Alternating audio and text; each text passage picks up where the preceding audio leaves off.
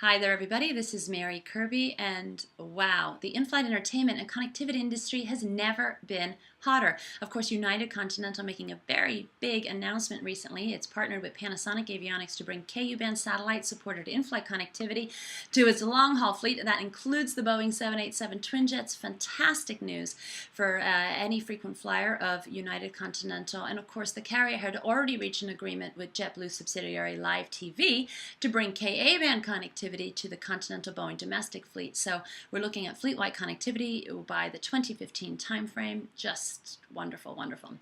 But United-Continental's Star Alliance partner, U.S. Airways, yes, U.S. Airways has thrown its hat into the ring, and it says it's going to announce a domestic fleet-wide connectivity partner probably before the end of the year. It's studying GoGo right now, which is on its Airbus A321s right as we speak, and but it's also studying Row 44's Ku-band solution, which is being fitted to Southwest Airlines fleet. So can we keep up? It's madness out there. Yes, we can. We can keep this all straight. But what's really important is that in addition to connectivity and embedded IFE, guys, people are still buying it.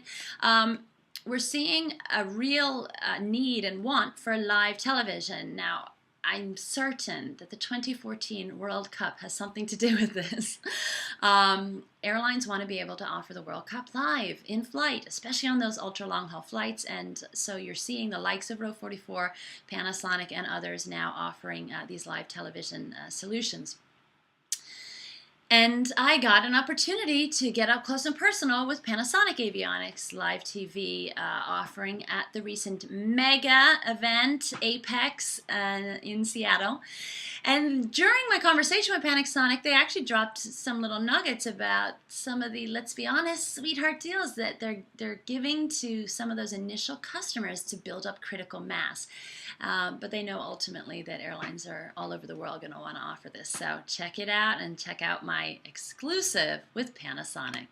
We're not burdening each airline with the entirety of the cost of delivering the service. We recognize that there is going to be a ramp-up time to get critical mass of aircraft flying in order to be able to support the services in the long term. But so you're saying to customers of EX Connect right now that you will soak up the cost associated of the KU of using we're offering it at a price point that we think is appropriate for what the services are. Acknowledging that it's going to take time to build up a large enough customer base and install base that it's very, very much a long-term strategic with Panasonic. We recognize the long-term benefit of this, and that in order to get there, we have to invest in it now. So that with the choice of programming, the choice of channels for the launch, it's primarily a reflection of who the launch customers are, and having to strike a balance between the capacity costs of actually distributing that content on the satellites and the number of aircraft that we have equipped. So as the number of aircraft increases, then the channel lineup will expand, and certainly as the different customers come online, the channel lineup will evolve to reflect the different demographics and different passengers. Now, jog my memory, is Turkish Airlines the first out of the gate with this, or is it Cathay? It's going to be Turkish will be first. They'll be the first, and it's coming soon, Very soon. Right, on the 777s. So we got Turkish and another customer very much in line, lockstep, so it's actually two launching at the same time. One thing that I have found very interesting, well, this is the reason why. Okay, so football, yes. World Cup. Yes. That seems to be one of the big ones that they want. Will that be offered on the channel? Absolutely. So what this channel is? What is this? This is the Barclays Premier League channel. Barclays what? Premier League channel. Premier League. So this is a channel that has the entirety of the Barclays Premier League season. Mm-hmm. So all 385 games are shown live or as live during the course of the season. Okay. So some games are running simultaneously. In those cases, this channel is then, they'll repeat or they'll rebroadcast the games that were done consecutively at the same time as the other games. This is a channel that's produced by IMG, our content partner for the sports content, and it's unique. It's the first time we've actually had a chance to have live sport of this nature, this caliber, really delivered live in flight to aircraft. And you said that the three news stations were? Present there, BBC News, BBC World, BBC Arabic, and Euronews. Row 44, of course, has announced a lot of partnersps, CNBC versus blah, blah, blah. They've got a laundry list. Why are you guys just with the Well, four? we have additional. This is just who we've launched. We have other licensing deals already in place. So, and this has all been announced previously. But we have NHK World Premium, we have Bloomberg, and we have 6 what we call baseline channels, and then the Premiership channel, which is one of the premier the high-end program. Of course, reality TV has taken over. Do you envision any airline asking for really just crap TV on? Well, we actually tend to view the real benefit of the live service is content that's truly perishable in nature. So entertainment type programming, anything that has a shelf life, it probably doesn't make much sense. The cost of distribution don't outweigh the benefit of having it in a live format. So that's the existing IFE systems, the stored content on board can just as readily serve and provide for that entertainment, that reality-based type TV.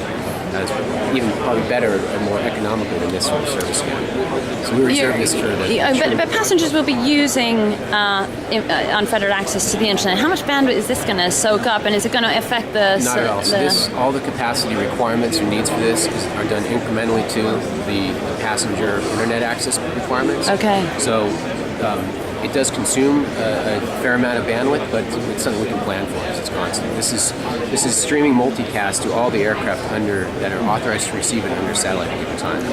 And this is going to be in the seatback screens. Is there any kind of idea of streaming live content? Okay. We recognize the need and the desire to have it onto a passenger's device as well. Yeah. So I'm sure that in the X wireless discussion or the XW discussion. Yeah. So essentially, so that I have it in my head correctly, I'm a passenger. I'm on board. I've got my iPad. I want in-flight connectivity. I can get that. I want wireless IFE. I can get that as well. I want real-time television over IP. I can get that. It's going to be all accessible on a portal on my device. Correct.